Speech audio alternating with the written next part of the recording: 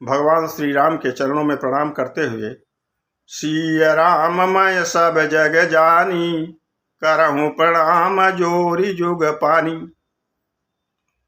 बंधुओं, प्रकृति धर्म के अनुकूल चलने वाला, जिसमें संपूर्ण मानवता के सारे सुंदर व्यवहार, सुंदर उद्देश्य निहित हैं, ऐसे सनातन को बारंबार प्रणाम करते हुए जय सनातन, जय श्री राम। बंधुओं, आज के हिंदी चिंतन में आपका स्वागत है। आज का हमारा विषय है लंका कैसे निर्मित हुई। जैसा कि आप रामायण में पढ़ते हैं, सुनते हैं, विद्वानों द्वारा व्याख्यान सुनते हैं कि कल्प कल्प में हमेशा भगवान श्री राम अनेक कारणों से अवतार लिया करते हैं, और जब जब रामावतार होता है तब तब लंकापुरी भी निर्मित होती है। अलग अलग उद्देश्यों से अलग अलग लोगों के द्वारा ये संवारी जाती है। कभी ब्रह्मा जी संवारते हैं, कभी मैं दानव इसको बनवाता है। लेकिन आज हम जिस विषय पर बात करने जा रहे हैं वह है माता लक्ष्मी का स्वर्ग से चल करके मृत्युलोक में आके भवन निर्माण करना, और उसी विषय पर हमारी चर्चा आज हिंदी चिंतन में है। एक बार की बात है, भगवान श्री हरि की प्रेरणा से माता लक्ष्मी मृत्युलोक में आकर के यहाँ के लोगों के रहन सहन, जीवन पद्धति के बारे में समझने के लिए उन्होंने अपना एक अति सुंदर भवन समुद्र के किनारे निर्मित करवाया।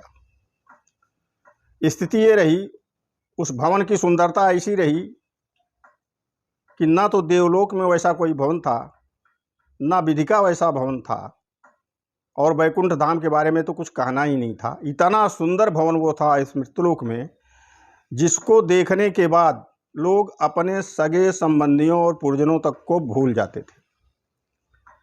यहाँ तक कि जब किसी की मृत्यु होती थी और वो मुर्दघट्टे पर जाता था तो अपने उस बिछड़ने वाले प्रियजन के बारे में न सोच करके हमेशा वहाँ भी लोगों के बीच में उसी कमला भवन की चर्चा हुआ करती थी।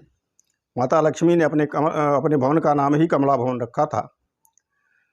तो ऐसी स्थिति में मुर्दघट्टे के निवासी भगवान शिव के पास में उनकी बामांगा माता पार्वती सुन करके अति उत्सुक हो गई, उत्सुकता से भर गई कि आखिर ये कमला भवन कैसा है कि लोग अपने प्रिय संबंधियों को जिनका विसर्जन करने आए हैं उनकी याद को भूल करके और हमेशा कमला भवन के सुंदरता के बारे में चर्चा करने लगते हैं। उनके मन में जिज्ञासा उत्पन्न हुई। उन्होंने भगवान शिव से कहा कि प्रभु, हम भी वह भवन देखना चाहते हैं। भगवान भोलेनाथ ने कहा, हम मुर्दघट्टे के निवासी हैं, हमको सांसारिक मोह माया से कोई मतलब नहीं है, पार्वती वहाँ जाने की आवश्यकता नहीं है। लेकिन नहीं, स्त्रियों का स्वभाव होता है कि जब वो हट कर लेती हैं तो फिर वो अपनी बात से पीछे नहीं हटती। माता जी भी अपने हट पर आ गई। भगवान भोलेनाथ को आदेश देना ही पड़ा। अपने गणों के साथ उन्होंने माता पार्वती को कमला भवन देखने के लिए भेज दिया। किंतु विधाता को तो कुछ और ही मंजूर था।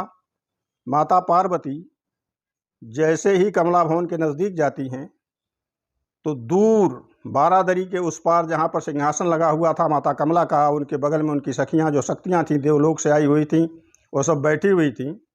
जब उनकी निगाह पार्वती पर पड़ती है तो वो जो है वितृष्णा के भाव से कहती हैं कि अरे, ये मुर्दघट्टे की निवासिनी पार्वती यहाँ कैसे आ गई?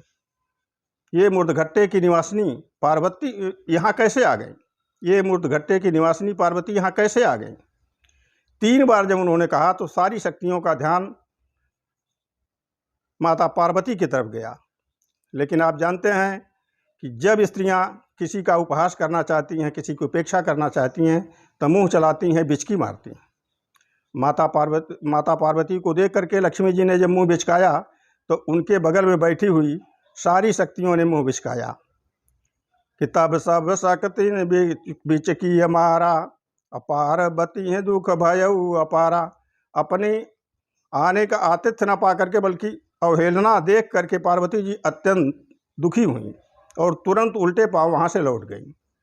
भगवान भोलेनाथ के पास में जब आती हैं, देखती हैं कि प्रभु अपने समाधि में लीन हैं, तो चुपचाप उनके पास में बैठ जाती हैं। लेकिन पार्वती की आहट को सुनकर के भगवान भोलेनाथ अपना नेत्र खोल देते हैं और पूछते हैं, प्रिय, तुम तो गई थी कमला का दर्शन करने, उनके भवन को निहारने, कैसा रहा भवन उनका? तो पार्वती ने कहा कि मुझसे बात न कीजिए आप, देवों के देव आप कहे जाते हैं, उसके बावजूद हमारी ये हालत है कि हम किसी के भवन में जाते हैं तो हमारी अवहेलना होती है, हमारी उपेक्षा होती है। लोग कहते हैं कि हम मुर्दघट्टे के निवासी, हमारा अपमान हुआ है। आज हमारे पास भी अगर एक घर होता तो इस तरह की बात हमको सुनने को नहीं मिलती।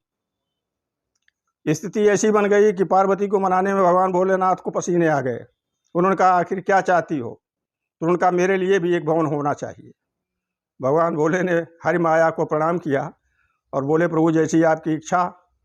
और उन्होंने अपनी धूनी से खाक उठाई और उस खाक को उन्होंने दक्षिण दिशा में फेंक दिया। जैसे ही उन्होंने वो खाक दक्षिण दिशा में फेंकी तो गिरि त्रिकूट पर सहजय शंका, स्वर्णमयी तह सोहई लंका।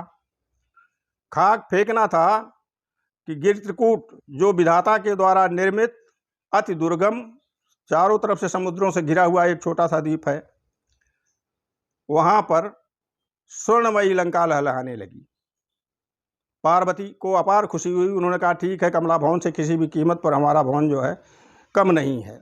बड़ी खुशी थी। उन्होंने भगवान पर दबाव डाला कि महाराज जल्दी से गृह प्रवेश किया जाए। भगवान ने कहा हमको तो गृह प्रवेश का ज्ञान भी नहीं है, क्योंकि हम तो मुर्दघट्टे के निवासी हैं, झारखंड के निवासी हैं।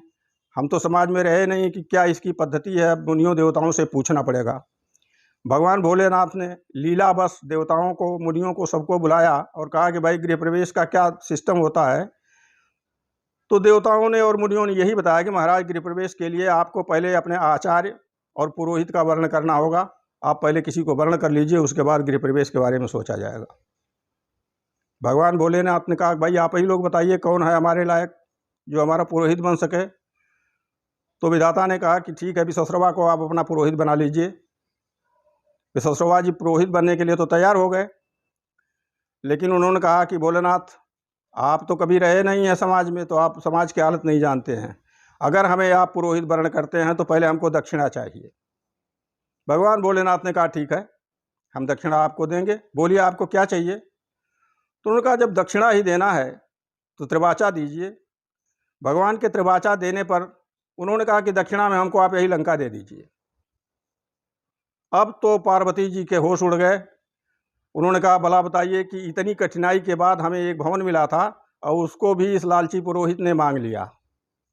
उनके क्रोध की सीमा नहीं रही और उन्होंने साफ दे दिया कि हे विश्वश्रवा, मेरे फूलने वाले मनोरथ को, फूलने फलने वाले मनोरथ को जैसे तुमने एक त्रिवाचा लेकर के चकनाचूर कर दिया, वो लंका जो मेरी होने वाली थी उसको तुमने ले लिया, उसी तरह से तुम्हारा तीसरी पुस्त में नाश हो जाएगा।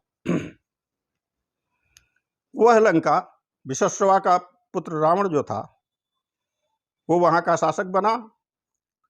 और जिस समय भगवान श्री राम की चढ़ाई उसके ऊपर हुई सियाहरण के बाद, तो रावण की वो गर्भोक्त किसी कवि ने बड़े सुंदर शब्दों में किया है कि सुबरन की गढ़ लंक बनी मोहि दीन दिगंबर कौन लेवैया, और चारू ओर समुद्र क जाल कुंभ करण घन नाद लड़ैया। तो का करी हैं वह बाली के अंगद, का करी हैं तपसी दो भैया, एक हंसी मोहि आवत रे दल साजत बानर बेर खवैया। यह गर्भोक्त थी रावण की, लेकिन पार्वती का शाप फलित हुआ और तीसरी पीढ़ी तक पहुँचते पहुँचते लंकापत यानी विश्वश्रवा के उस खानदान का नाश हो गया। तो आज की स्थिति में जो एक कल्प के लंका निर्माण की बात थी वो विद्वानों द्वारा कही गई कुछ ग्रंथों में मिलती है। वैसे जिन जिन कल्पों में भगवान श्री हरि राम का रूप अवतार धारण करते हैं, उस कल्प में अलग अलग कारणों से लंका का पुनर्निर्माण होता है, क्योंकि एक कल्प में मैदानों ने उस लंका को संवारा है और ये भी लिखा है कि बहुरी संवारा, यानी दोबारा उस लंका को संवारा गया। होता क्या है कि एक कल्प में जब लंका धूल दूषित हो जाती है तो उसका तिरोहण भाव हो जाता है, और अन्य कल्प जब आता है, फिर समय आता है, तो कोई न कोई निर्माता जो है उसका कारण बनता है और पुनः उसको पुराना स्वरूप दे देता है। एक कल्प के लंका की निर्माण की कथा समाप्त हुई। जय सनातन, जय श्री राम।